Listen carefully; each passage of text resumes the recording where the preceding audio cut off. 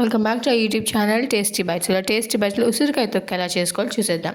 ముందుగా కడాయి పెట్టుకొని అందులో ఆయిల్ వేసుకొని ఎండుమిరపకాయలని బాగా ఫ్రై చేసుకోవాలి.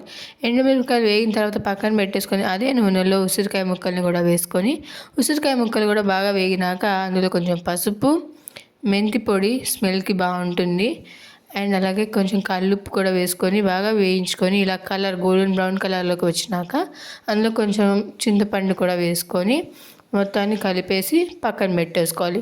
ఇప్పుడు రోల్ తీసుకొని ఆ రోల్లో ముందుగా వేయించుకుని ఎండుమిరపకాయలను వేసుకొని దంచుకోవాలి. ఫైన్ పౌడర్ లాగా అయిపోవాలన్నమాట.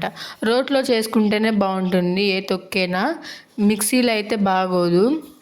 రోట్లో మొత్తం దంచుకున్నాక అందులో ఉసిరికాయ ముక్కలు, మళ్ళీ ఉప్పు, కల్లుప్పు కొంచెం వేసాను కాబట్టి మెత్తటి ఉప్పు కూడా వేసుకొని బాగా దంచుకోవాలి.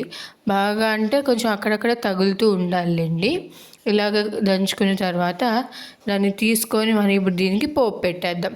పోపు కోసం స్టవ్ ఆన్ చేసుకొని అదే కడాయిలో నేను మళ్ళీ కొంచెం నూనె వేసుకొని ఆవాలు, జీలకర్ర, మినప్పప్పు 3 కలిపి బాగా కలిపాలి. ఎక్కువ పోపు అవసరంలా, కరివేపాకు అండ్ మనం దంచుకున్న పచ్చడి కూడా వేసుకొని మిక్స్ చేసుకొని వేడి వేడి అన్నంలో తింటే, నోరు బాగోనప్పుడు అలా తింటే సూపర్ అంటే సూపర్ ఉంటుంది.